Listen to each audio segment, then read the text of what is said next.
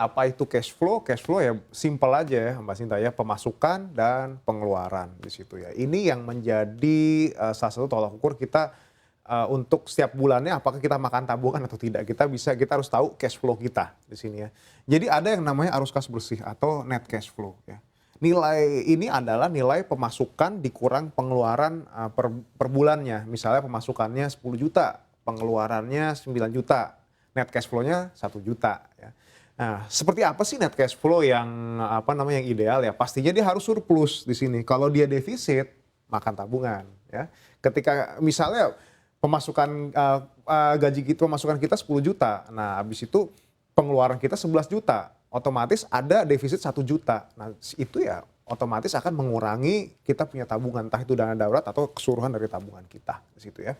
Nah, lalu ada rasio menabung. Nah, tadi dijelaskan ya, jumlah tabungan itu kalau dilihat dari pengeluaran itu kurang lebih sekitar 15%-an gitu. Nah, kalau misalnya kita bisa lihat dari kacamata perencanaan keuangan, idealnya kita nabung sebulan tuh berapa sih? Sebetulnya semakin besar semakin baik di situ ya, karena kita bisa alokasikan buat investasi dan lain sebagainya. Tapi kalau misalnya cuma sedikit itu berapa sih yang batas minimumnya? Minimum adalah 10% dari pemasukan ya. Penghasilan 10 juta, ya minimal banget 1 juta itu dimasukin ke tabungan lah di situ ya. Terus kalau kita punya cicilan utang ya, maksimal berapa sih yang bisa kita terima? Total semua utang ya di 30% dari pemasukan ya. Kalau lebih ya otomatis kita bakal sulit buat nabung, sulit buat memenuhi kebutuhan sehari-hari dan lain sebagainya. Kalau nggak ada gimana? Ya lebih baik pastinya ya. Jadi kita nggak kepotong buat pengeluaran wajib di situ ya.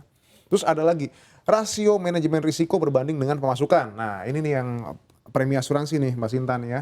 Jadi kalau ditanyain, baiknya saya bayar asuransi premi berapa sih? Saya sarankan maksimal di 15%. Dari total penghasilan ya? Iya, per bulan. Kalau biasanya kan premi dihitungnya setahun ya Mbak Sinta ya. Kita coba lihat per bulan, apakah per bulan itu berada di range ini atau di bawah ini. Kalau di atas ini saya bisa pastikan itu kemahalan ya. Tapi kalau misalnya di bawah ini ya cukup baik juga, tandanya kita tidak mengeluarkan uang yang banyak untuk menanggung risiko. Cuman harus dilihat juga ya, kita harus lihat juga apakah premi yang kita bayar sesuai atau enggak sama risiko yang ditanggung, atau apakah itu sudah tepat guna buat kita atau malah sebaliknya. Gitu. Baik, artinya kembali lagi terkhusus untuk premi asuransi ini jangan sampai memberatkan ya.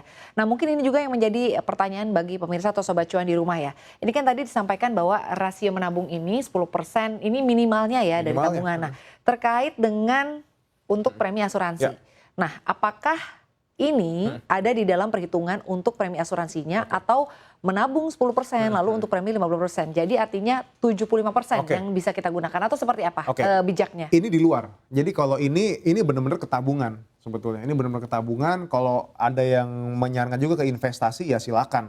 Cuman ini ada di luar dari sini. Karena kalau kita sisihkan dari sini ya, kalau misalnya yang ini masuk ke sini otomatis kecil banget nanti yang ditabung gitu ya. Walaupun ya sebetulnya rumus dari arus kas bersih yang sehat itu adalah surplus di sini. Tapi kalau kecil banget tabungannya, ya kita bakal sulit untuk merealisasikan mimpi-mimpi kita di masa yang akan datang. Baik, artinya untuk menabung, untuk bayar premi asuransi, untuk berinvestasi, lihat lagi ya profil risiko kita ya. Betul. Dan juga jangan lupa untuk terus menghitung pengeluaran kita ya. Hati-hati bijak dalam menggunakan artinya penghasilan kita. Ya.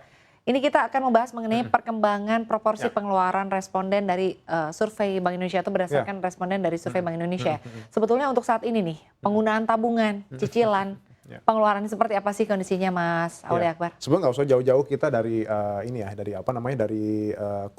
sebelum COVID ya. Kita coba lihat aja flashback di bulan November itu ya di sini ya. Berarti ini pada saat BBM naik kan pada saat itu kan.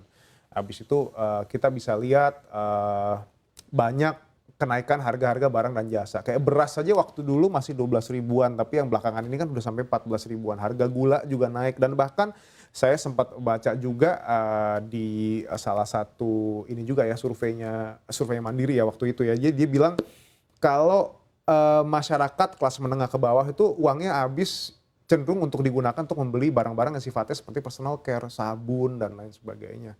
Kayak gitu. Nah, ini menunjukkan kalau fenomena inflasi cukup nyata, teman-teman. Jadi kalau memang kita cuman bersikeras kita manage pengeluaran aja nih, kita nggak ada effort untuk kita tambah income gitu ya otomatis kita makan tabungan terus. Dan mau sampai kapan teman-teman makan tabungan? Nah itu yang teman-teman harus bisa jawab.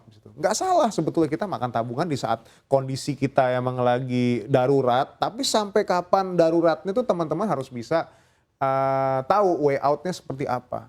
Ya, jadi nggak bisa pasrah gitu aja. Baik, Gitu. jadi selain daripada menerima penghasilan bulanan, mungkin pemirsa atau Sobat Cuan harus makin kreatif lagi ya, menggali potensi, mungkin jenis usaha apa yang bisa dilakukan di rumah ya, seperti misalnya di hari Sabtu Ya. atau Minggu untuk bisa menambah penghasilan lagi agar bisa menabung gitu ya, supaya ini tabungan jadi nggak kemakan ya pemirsa ya. Di slide selanjutnya kita akan membahas mengenai ini ya, Ya. pengelompokan pengeluaran ini sebetulnya sampai dengan Oktober 2023 ya. Mungkin boleh dibahas Mas Ya. Aulia Akbar, silahkan. Oke, sorry. Yang ini 2 September 2022 sampai Oktober 2023 ya. Jadi kalau yang ini range-nya 1 bulan. Jadi September ke Oktober aja. Kalau yang ini dari September awal sampai sampai Oktober 2023. Kalau kita lihat dari sebulan dan ini sebetulnya ini ada ini ya. Ini untuk tingkat pengeluaran yang paling rendah ya 1 juta, ini yang di atas 5 juta ya di sini ya. Ini dia sekitar 3,5 sampai ini 3,5 sampai 4 juta. Ini yang 2 jutaan dan ini yang 2 sampai 3 juta. Oh ini nih ada ini ya, ada Ya, ini ya, pengelompokannya ya. kategori pengeluarannya. Jadi bisa kita lihat di September itu yang September ke Oktober 2023 gitu ya. Orang yang penghasilannya rendah, ya pengeluarannya rendah nih 1 sampai 2 juta itu sendiri, dia konsumsinya menurun ternyata Mbak Sinta ya. Tapi sementara untuk urusan menambah tabungan dia agak meningkat. Tapi kalau kita lihat dari 1 tahun, mereka sangat menguras tabungan di sini ya. Nah, yang cukup mengkhawatirkan adalah yang di range 2,1 sampai 3 juta di sini ya. Ini kalau kita lihat secara bulanan aja dari kemarin dia sudah makan tabungan 0,2%. Jadi kalau kita bandingkan nih menurun nih jumlah uang yang disisihkan untuk dia menabung. Sementara kalau dilihat dari setahun minusnya bisa lebih besar lagi di situ. Nah, sementara kalau dari bulanan konsumsinya dia itu berkurang, tapi kalau dari setahun memang ada peningkatan. Sebenarnya dari data ini ya, dari surveinya BI ini kita bisa tarik kesimpulan gitu. Kira-kira kalau memang penghasilannya sudah kecil gitu ya, ibaratnya udah penghasilan kecil, kita juga nabung susah dan kita masih makan tabungan untuk kita bisa bertahan hidup. Itu mau sampai kapan di situ ya. Dana daruratnya bisa habis, aset lancarnya bisa habis, aset-aset pribadi kita juga bisa habis terjual. Nanti ujung-ujungnya kita terjerat utang. Gitu. Jadi memang harus ada way out yang kita pikirin ke depannya. Baik Mas Aulia Akbar, artinya cukup sepakat ya atau juga mungkin cukup setuju ya dengan pandangan bahwa untuk di situasi seperti saat ini untuk kelompok atau golongan yang kurang mampu atau kelompok miskin semakin sulit atau bahkan kelompok yang boleh dibilang mampu ya tidak terpengaruh begitu ya oleh fenomena makan tabungan ini. Bisa dibilang seperti itu. Bahkan ya ini kan mayoritas ya, bisa jadi memang yang di kelompok di atas 5 juta pun ada penurunan juga untuk saving rasionya dia gitu ya. Untuk dia rasio menabung walaupun masih di angka 18,2, tapi ini menjadi warning aja buat kita gitu. Jadi ingat loh, sekarang lagi zamannya lagi kerasa banget nih yang namanya inflasi nih ya.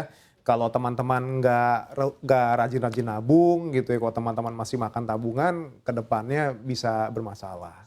Baik, artinya saatnya berpikir bijak untuk menggunakan tabungannya. Tapi menarik kalau kita mengingat ya, ada beberapa artikel dan juga ada beberapa data yang kita ketahui ya di tahun lalu, Pak Presiden Jokowi malah merasa khawatir karena melihat masyarakat Indonesia kok malah berbondong-bondong menabung begitu ya, daripada berbelanja. Nah, kalau diukur atau dihitung balik ke tahun ini, apakah fenomena menabung ini kalau kita lihat secara umum ya, baik dari kelompok yang mampu atau kurang mampu, itu sebetulnya apakah memang terjadi penurunan seiring dengan penghasilan yang tidak bertambah tapi pengeluaran bertambah seiring dengan harga bahan pokok yang meningkat atau seperti apa? Sebetulnya lebih kepada harga-harga bahan pokok yang meningkat di situ. Jadi even ada yang memang transaksinya mungkin nggak terlalu jadi gini, misalnya kayak pembelian mereka tuh mahal, mereka mengeluarkan suatu hal yang untuk membeli sesuatu yang mahal tapi kuantitasnya mengecil gitu. Kayak waktu dulu yang di survei yang Mandiri juga seperti itu. Jadi misalnya dulu tuh harga sampo gitu ya, itu sama gitu harganya sama tahun lalu sama sekarang. Cuma ternyata ketika kita lihat lebih cermat lagi, dulu kita bisa dapat 450 mili, tapi sekarang kita cuma dapat 400 mili. Jadi kan ada pengurangan gitu di situ, yang mana kita spendingnya kita gede, tapi volumenya mungkin tidak besar di situ ya. Itu yang harus kita ini juga yang bisa di highlight juga. Terus mengenai masalah spending ya, kalau waktu dulu berbondong-bondong ada konser dan lain sebagainya, silakan gitu. Kalau memang bisa, memang yang namanya spending bisa menggerakkan perekonomian juga ya, karena kan emang Indonesia memang berbasis konsumsi di situ. Cuman kalau memang kita sendiri dalam keadaan ekonomi yang lagi Tidak baik-baik saja. saja, bahkan kita mungkin habis kena layoff, apakah bijak untuk kita spend money buat hal-hal yang seperti itu? Justru kita malah harus agak mengekang di situ. Kalau memang ada income masih lancar, kita masih punya side job, kita mau alokasikan buat senang-senang segala, buat healing segala, ya nggak Nggak ada masalah masalah ya. gitu ya.